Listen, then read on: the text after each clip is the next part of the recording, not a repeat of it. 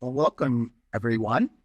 Um, Yes, it's good morning for some of you, good afternoon for myself, and maybe good evening for others that may be in attendance. So I think I've covered the gamut. Welcome to Enhancing the Academic Quality and Equity, a guided effort for external program reviews. A little bit about myself. My name is Paul Antonellis. I have a doctorate in education. Uh, Prior to higher ed, I was actually in the fire service, and I spent 20 years in the fire service, retiring at the rank of fire chief. And then I started teaching as an adjunct in the evening division. And as a bucket list, I went after my doctoral degree, which I think it would have been easier just jumping out of an airplane, but I pursued this. I spent several years at Merrimack College in the business school uh, in North Andover, Massachusetts, and then ended up coming over to Endicott College approximately 2.5 years ago. While I was hired as the director of graduate programs uh, for the assessment purposes. And then 6 months later, we went through a reorganization of the college, and I ended up landing in the provost office, and I am the director of institutional planning and assessment. I report directly to the provost, and I deal with the 7 individual schools across our campus, and I'll talk a little bit more about that. I'm also on the board of directors for the New England Educational Assessment Network that encompasses colleges and universities throughout New England. I also spent a year at Granite State College up in Concord, New Hampshire, as the director of the business program. And that was a fully online program, and my task was to bring change to the program. So um, that's a little bit about myself. Some of the things that we're going to be discussing, learning outcomes, discuss lessons learned for creating a standard process for conducting external program reviews for the institution, discuss the strengths and the weaknesses of building a standard process, and then the responsibility for the faculty and staff guidelines for ensuring some consistency in reporting. So a little bit, just so that I can give you some context. Endicott College, we sit right on the ocean. We're about 30 minutes north of Boston. We have 42 undergrad programs, 24 masters, and 3 doctoral programs. We have about 4,500 total enrolled students, about 112 full-time faculty, almost 500 part-time adjunct faculty, and our average class size is about 16 students. We have roughly 240 acres that spans our campus, and we also have satellite locations in the Drake thing. Um, and we require, I think our biggest thing is our signatures piece is we require 3 internships for graduating as an undergrad. So all of our students must take on 3 required internships. So that gives you a little context of where I'm coming from. So why do we do external program reviews? Well, most of us probably, depending on what area of the country we're from, external accreditors. Our regional accrediting boards are going to require us to do a external program review. So for me in Massachusetts, it is NECHI that is our regional accrediting board. And when I first came to the college, we were doing our external reviews every 7 years. And then actually some of our external reviewers said, you should really be ramping that down and doing maybe every 3 or 4 years.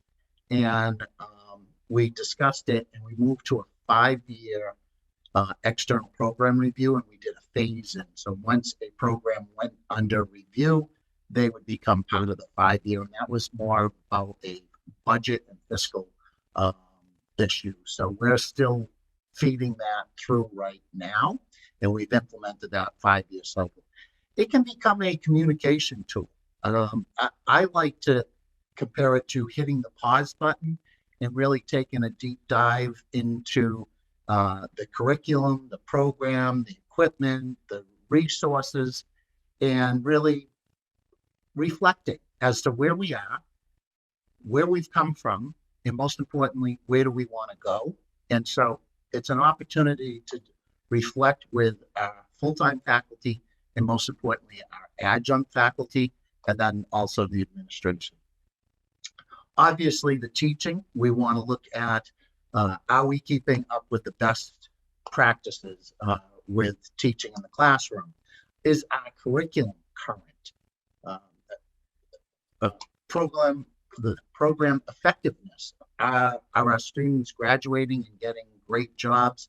How are our students doing on the 3 internships? Are we providing them with the skills necessary to perform those jobs that they're out there performing in their internship? Obviously, strategic planning. Like I said, I've been here 3.5 years, and I think each external program review has come back somewhere in the recommendations is increased faculty. And so obviously we just can't do that automatically, but it gives us an idea of capital layout. And so budgeting becomes an issue of looking at who needs supplies, whether it's from the Center for Excellence in Teaching, or maybe the library, or just lab equipment. So this becomes part of a budgeting and planning process within the academic affairs office. It's a reflection tool. Once it's done, it's an opportunity for all, and I mean everybody that's involved in this, all the faculty need to have their eyes on this and come up with ideas as to how we improve. So those are some of the areas. At the end, it is really about improvement.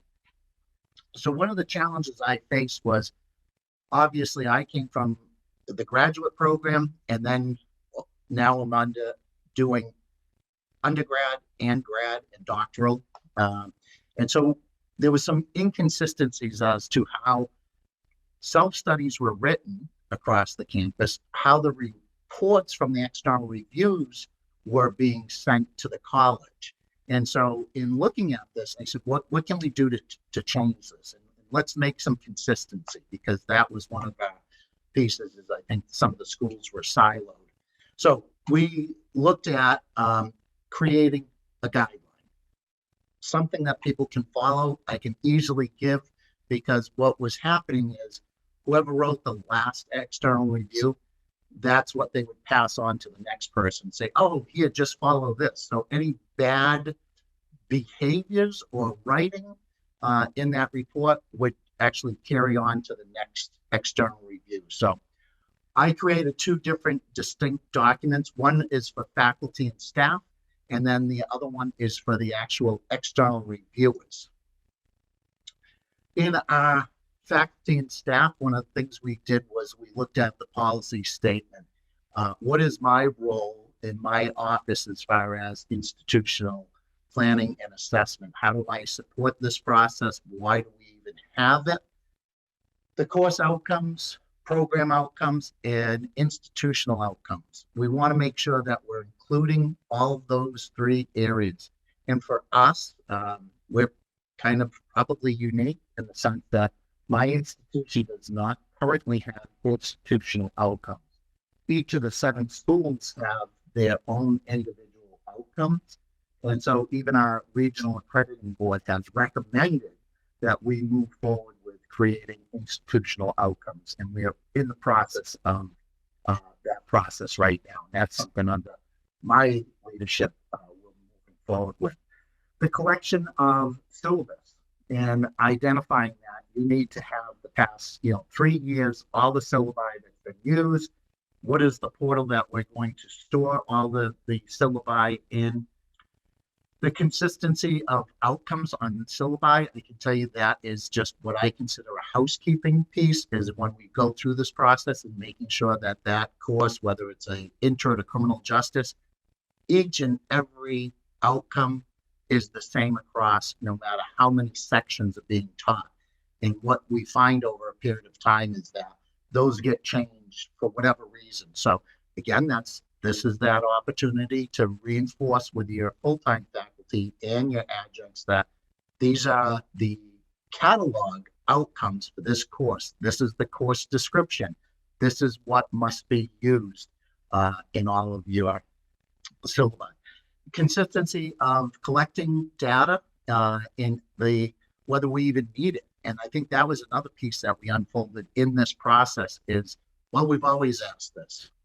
Okay, just because we asked that question, what is it yielding, and does it provide any longer a benchmark for us? And do we need to ask it any longer? And so we were in that process of going through this, and we dealt with our research center and saying, okay, what are the typical requests that you receive?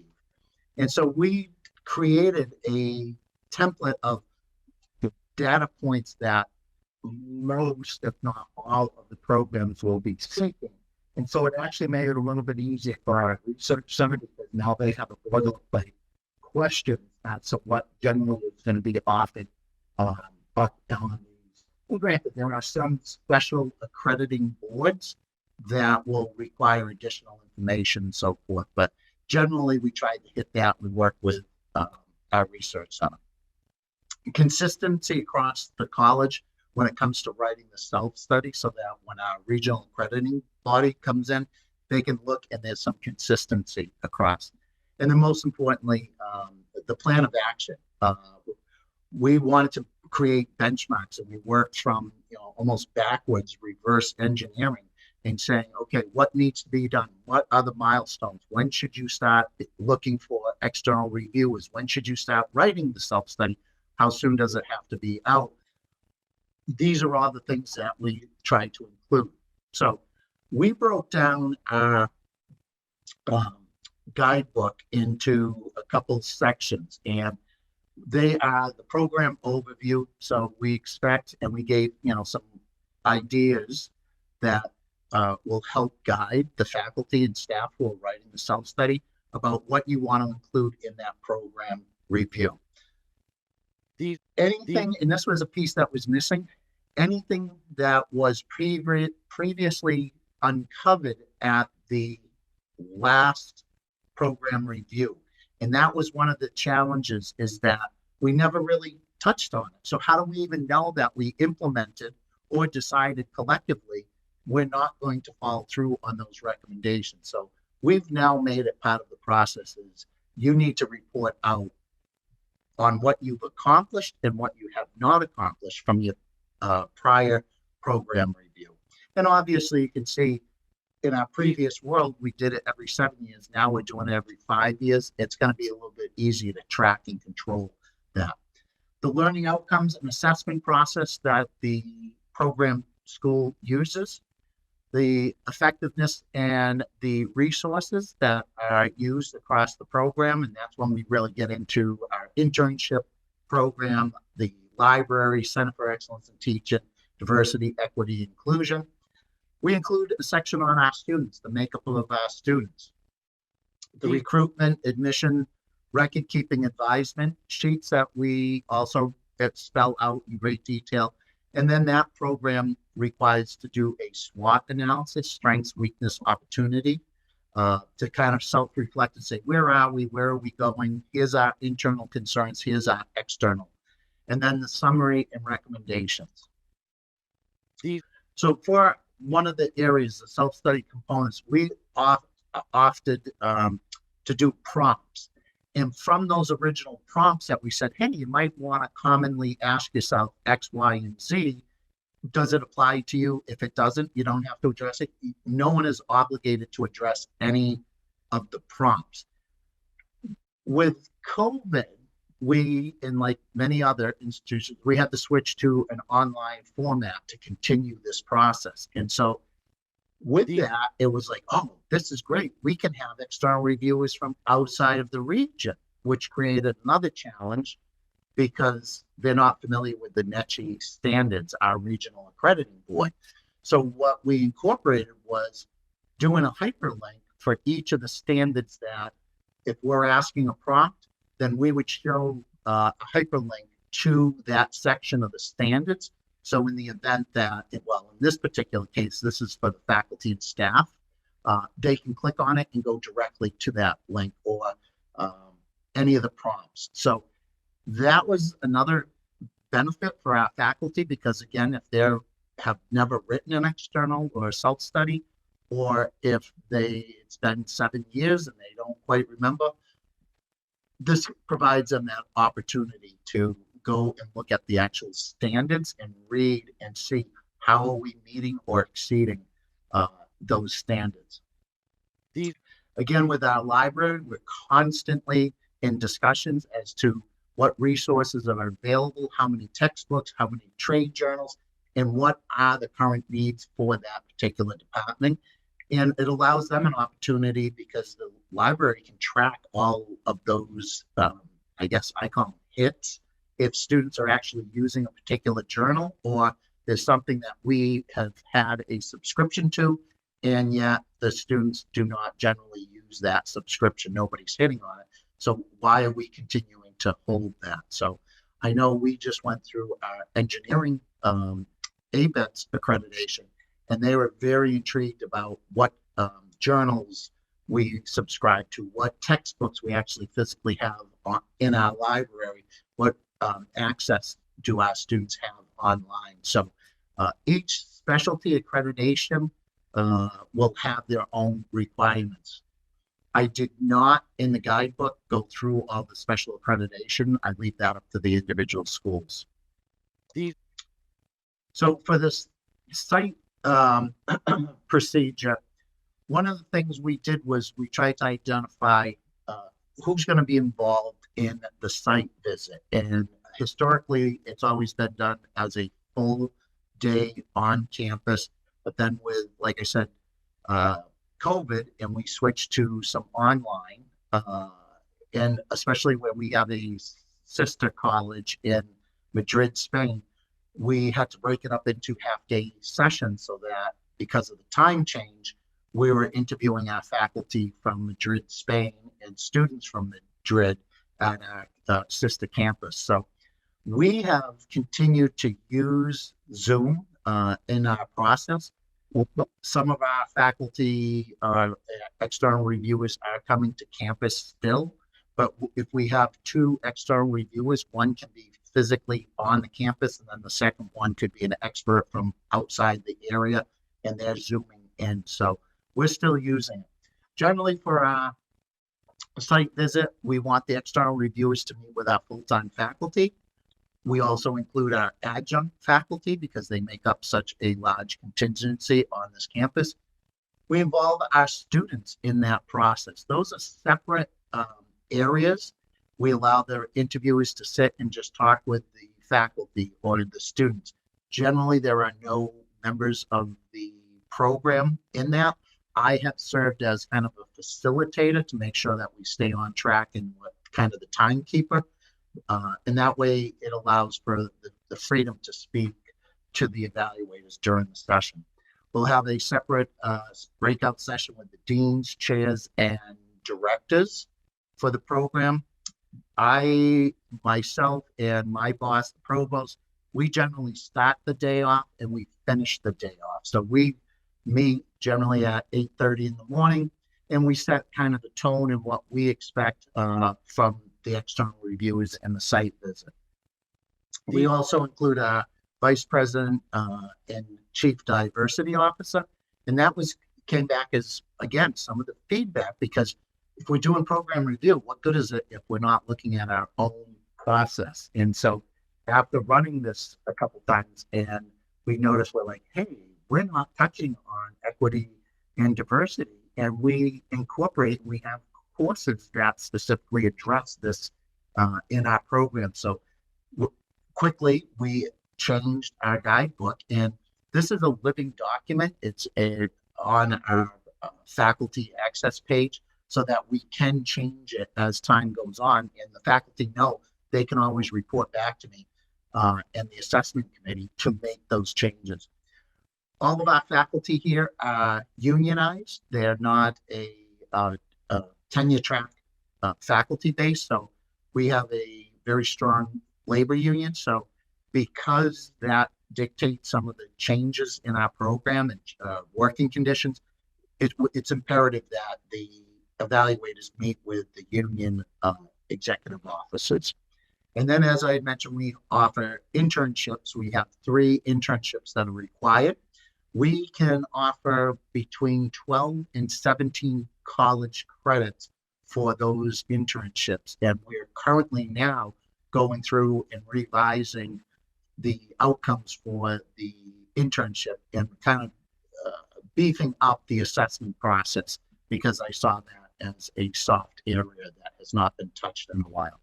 The library prior learning assessment, and that's another area that our regional accrediting board will often look at and say, okay, when somebody's transferring in and they have prior learning, what are we offering? How do we go about assessing that process? So we include them in this. This is a tentative schedule as to working backwards. So a year out, essentially, I will notify, and I created an Excel sheet that has the previous 5 years of external program reviews and the next 5 years that are expected.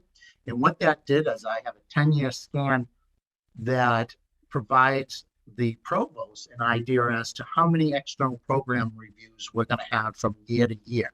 And so one year we may have, off the top of my head, I think like 16 external program reviews, but another year we get hit very hard because it's like 30 external program reviews being conducted. That, again, impacts my office. It also impacts the provost because she's involved in this process also. So it allows us to better schedule and plan. So usually, again, a year in advance, I'm notifying the deans as to what programs are scheduled. They could, if they have a greater need somewhere else, for example, technology dean, they're going for ABET's accreditation. They want to push off one of their program reviews because we knew that ABET was going to take up a great deal of their time. So we're like, that's fine. But then there's other programs like, oh, that hasn't been touched in a while. We really need to spend some time on that. So we're not going to recommend that you defer on that. The next big piece was identifying, like I said, we worked actually backwards, and this is just a snapshot of the time frame out. We want to get it on the books as to what programs are going to be under review. Potential times obviously in the spring semester is generally when we do an external site visit. So again, that's scheduling issues with our faculty and the provost and myself, and we try to divide and conquer with my boss. And then most importantly, identifying at least, like about a year out, who the potential external reviewers would be, and then nailing that down if they meet the criteria. Our general rule, a couple things for us is they cannot be one of our benchmark schools. So with the cross apps, if students are generally applying from here and say Merrimack, we don't use people from Merrimack. So anybody that is our benchmark schools, we don't use. If somebody has performed a external program review of the program prior, we do not use them again. We want another set of eyes. And then it goes, the recommendations go to myself and the provost. I've only seen maybe once that the provost has stepped in and said, no, I don't want this person serving in this capacity as a reviewer. So once those are approved, then we get a letter out and offering the position to them.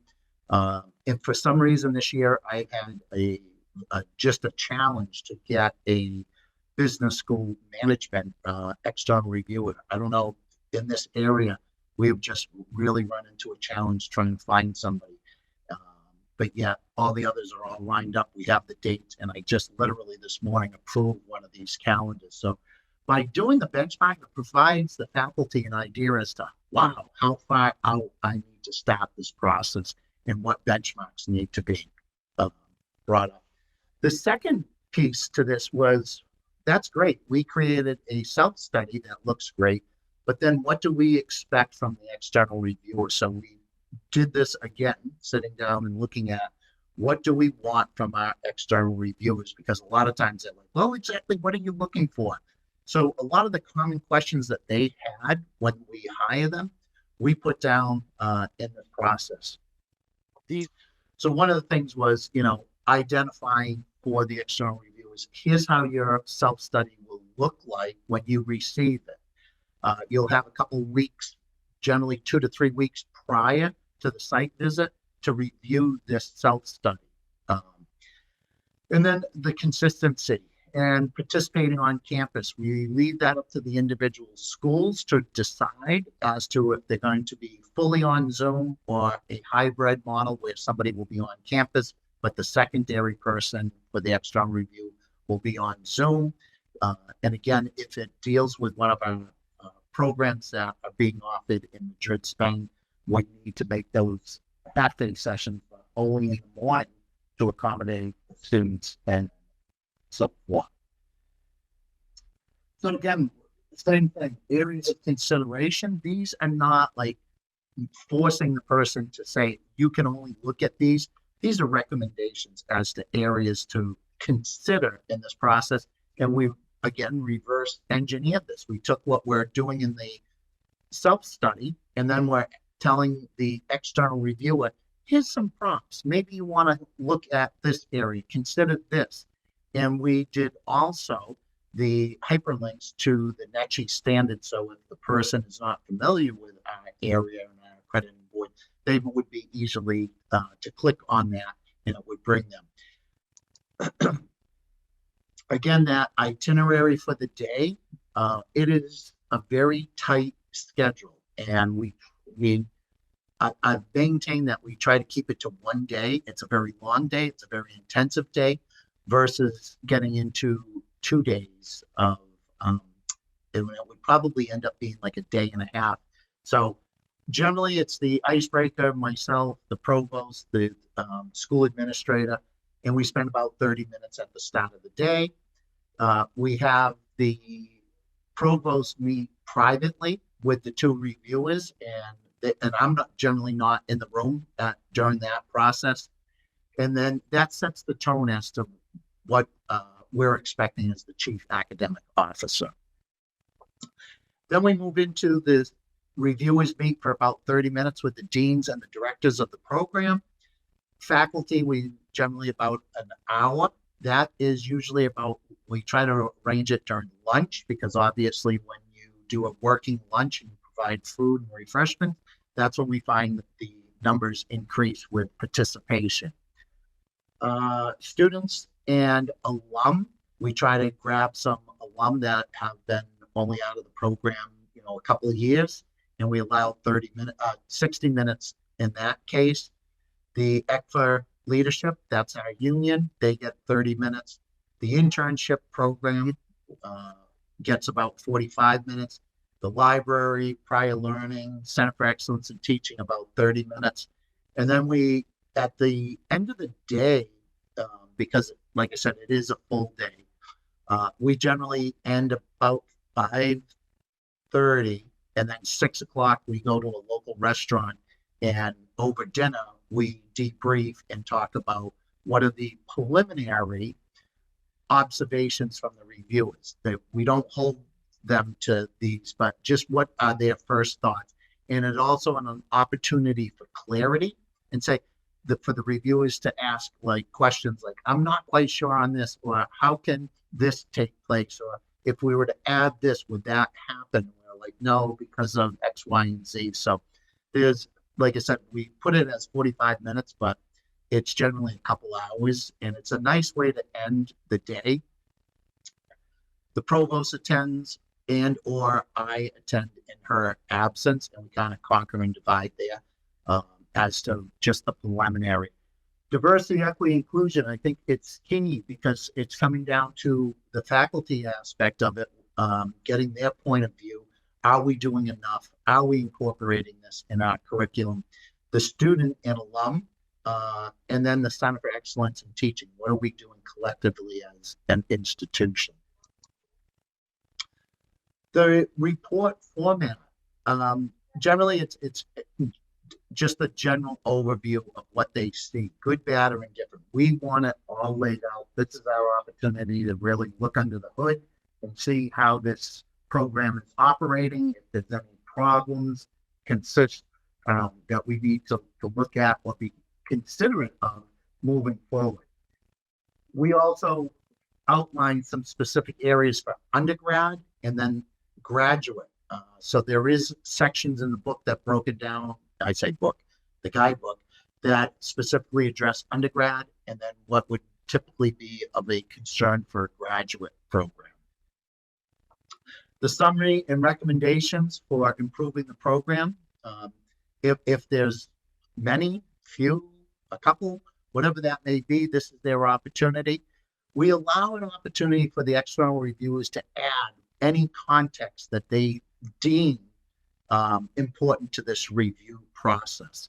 So we give them prompts, we steer them and say, we need you to cover these areas, but literally at the end, this is like your free opportunity to say, I've done 10 of these and you're the only one that's doing X, Y, and Z. And I think that's great. Or I've done 10 of these and I've never seen, schools do it this way. You should reconsider how you're doing this.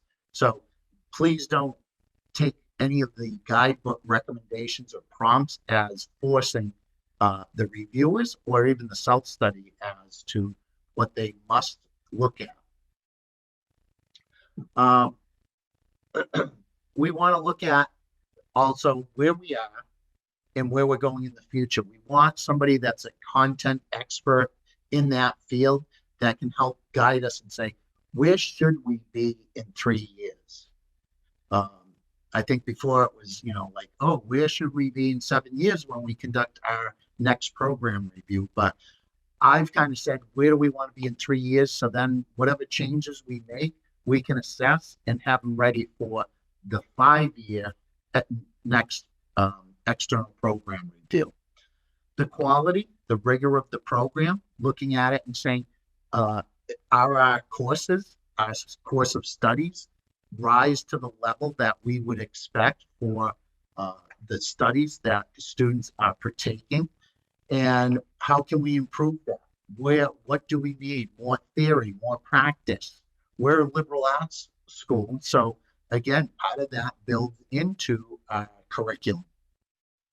And obviously, the fact that we offer 12 to 17 credits to internships, I think that's where that quality and rigor in the curriculum has really punched through on this process. And this has taken almost a year of rewriting the outcomes because they have to be consistent across all 7 schools.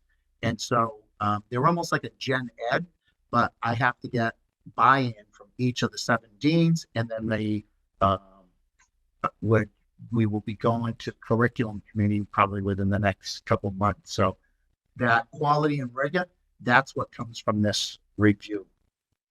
The SWOT analysis, we asked the external reviewers, are they in agreement with the SWOT analysis? What else should we be considering that we're missing, we've overlooked? Maybe, it wasn't in our rear view mirror. So we want to look at that. And, potential new degrees, minor concentrations. What do we need to look that's going to be driven by the markets and the trends? And then, like I said, any further recommendations for the program. The format, same thing. It's general purpose, faculty. And again, I'm going to kind of go through quickly this because it's kind of repeating what was previously discussed. This is the grad program. So these are the areas that section would look at.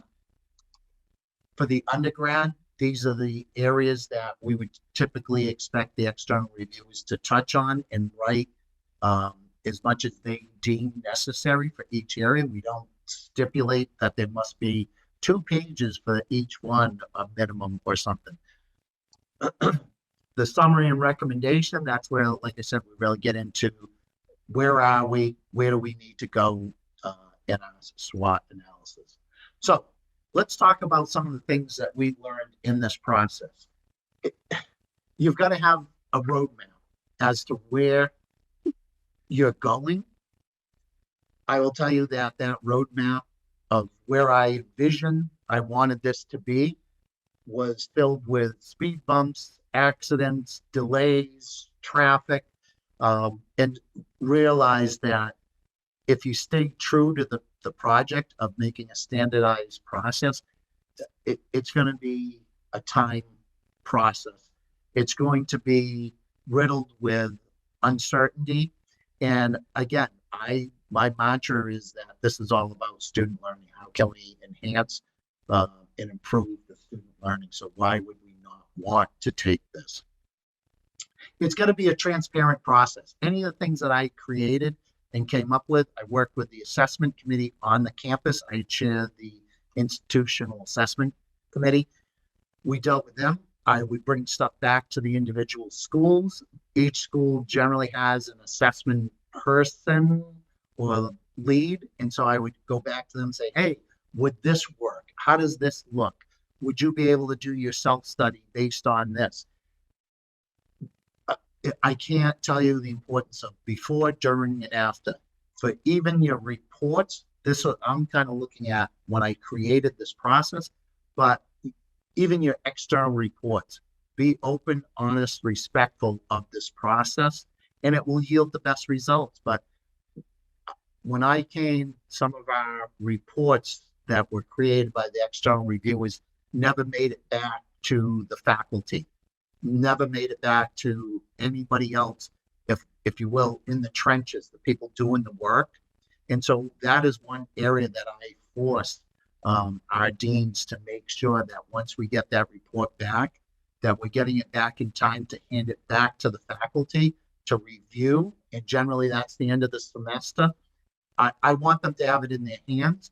We're not taking any action items until the fall. That's when we revisit these recommendations, and it's a collective process between the deans and the faculty as to the initiatives that we will take moving forward. Establishing that continuous improvement and collaboration. That was the big thing. Is I walk around my campus and I want to be transparent. And some of the faculty have been like, what? Why are they sharing this with us? What do they expect from us? And I think that's that culture. Like I said, I've been here 3.5 years, and the faculty have seen that whatever I'm collecting, I'm feeding back to the faculty, having discussions. And we do a senior research project for all of our seniors. And once a year, we spend a whole day doing this sampling. And then generally in the fall, I go meet with the senior thesis faculty from each of the schools and say, here's the data for your school. Let's talk about this. How do we improve? And so it's not about the individual. It's not about, the section. It's about collectively that program. So continuous improvement, just keep repeating that throughout that process. Providing a timeline. I can't tell you how many of my faculty appreciate that. And when they open up, that's the last page, they are kind of like cringe because they're falling behind and they haven't done. And I'm like, it's a guideline. That's all it is. It's just giving you a sample as to where you should be. So I think the timelines working backwards is very important. The site visit and the data needed, that was another pivotal moment for us to say, well, we've always done, in person, but then COVID struck and it's like, okay, how do we stay on track? How do we adapt and change to this? And now we've kind of adopted a hybrid, but I leave it up to the individual schools to decide. I mentioned about the data being consistent with what we ask in that process, and then working with the research center to standardize when a school asks for a set of data, there's some consistency what they're asking for, and getting rid of requests that are no longer needed by the external reviewers or would serve any purpose to the program. So we did some house cleaning, and it was a better process for the research center. One of my things is, in higher ed, I've been here long enough to realize that people create these wonderful guidebooks, written documents, and then they fall by the wayside. And so one of the things I joke about, and I know my provost doesn't think it's funny, but I make a big point of, in the event that I was hit by a bus tonight, where would everything reside? Would you know where to look for X, Y, and Z? And so this document lives on our webpage that faculty have access to, and they can go there. It's a Google document, so I can quickly update it, and it's been linked out to different locations. So it's a living document, but in the event that something happens to me, it's still having access. I send that same document a year in advance to those faculty or the dean or the chair of the program so that they have it. But we've also now started to incorporate taking the self-studies and the external reviews, and we're adding that to our faculty webpage so that we can have an air of transparency. So everybody on campus can see what the self-studies look like and then what the external reviews are recommending. And I think that's where you get buy-in and see that everybody is being treated in the same way in their programs. It needed to be simple enough to follow and not, a true academic of, too many pages, too many words. So we tried to keep it as short and sweet, but enough to guide people as to how best to write and prepare these reports. I've touched on the assessment webpage and having our access. It is password protected. I realize a number of colleges provide all this information online, that we are just not at that point yet. So the special accreditation, what I recommend to any of my schools that have COSMA, ABETS, nursing, I always yield to the special accrediting bodies, because I will tell you 9 times out of 10, the specialized accrediting bodies will have higher standards than our regional. So I always want them, when they're doing their self-study, use the guide. But if there's certain things you need to ask for your accrediting body, then do it. And if there's a format that you are required to do that for COSMA, for ABETS. So for me, the general answer is, if it's a special accreditation that you're doing reviews, yield to those demands. I talked about the Excel sheet that we have, prior 5 years and the next 5 years. And I have a list of all the external programs that are going to be conducted across our campus. It's great for a visual for the provost, for planning, time-wise, and also for our schools when it comes to capital items or operating budgets, because now they have to pay external reviews, and they now know in advance how many external reviews they have going on in a given year. My role in all of this is a coach, a guide, a mentor. That's what I make myself out to be. It's the faculty that are driving this. It's the administration from that school. I'm just there to kind of keep the guide rails up and making sure that we stay going. And a lot of it is just, coaching. Example, this morning, I was just reviewing a tentative schedule for one of the site visits. And I'm like, oh, you might want to consider this. You might add this person, and this is where you would fit that in. And thank you for letting us know the date. I'm available, but also the provost tentatively is available. So you can put us both in there. If not, it's going to be one or the other. So again, my role is very fluid and flexible. With any learning that takes place, this should be no different. I've stated learning outcomes for this session. There are 9 slides that are applied to the first outcome, 5 slides to the second one, and 10 slides to the third outcome. This is my contact information at Endicott College, my email address, my phone, and I am also on LinkedIn. I consider myself to be fairly active with LinkedIn and so forth. So um, let me open up. I know I threw a whole lot of content material. I talk very fast. I get that. In the remaining time, I'd like to open up the floor for questions. And again, I think we're a small enough group that if somebody wants to unmute themselves and ask a question, I will do my very best to answer it.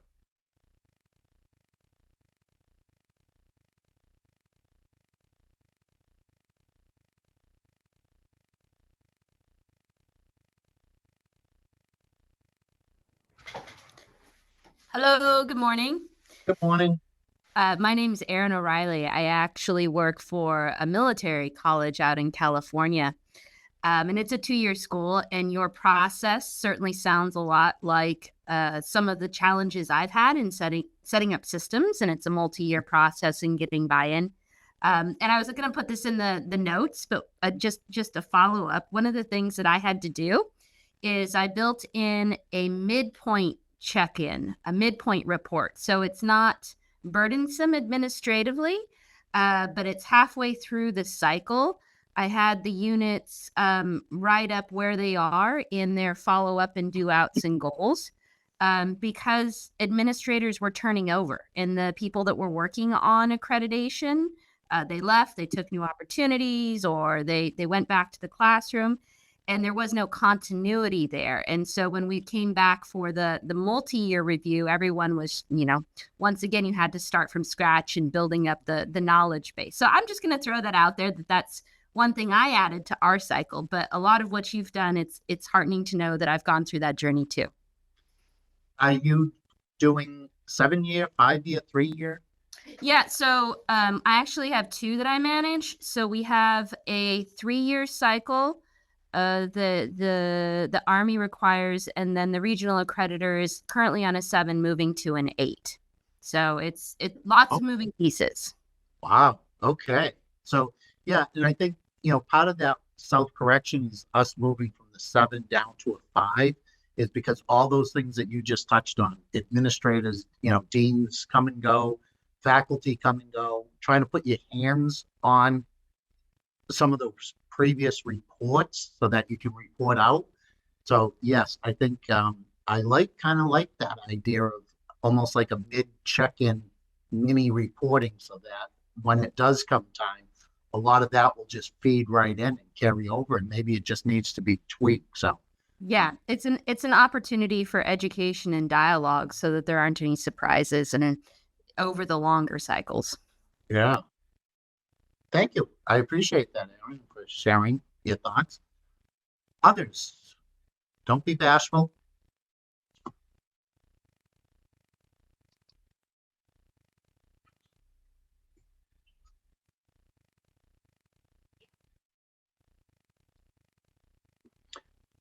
All right. If any of you, my personal commitment to you, and I know I've said that the guides are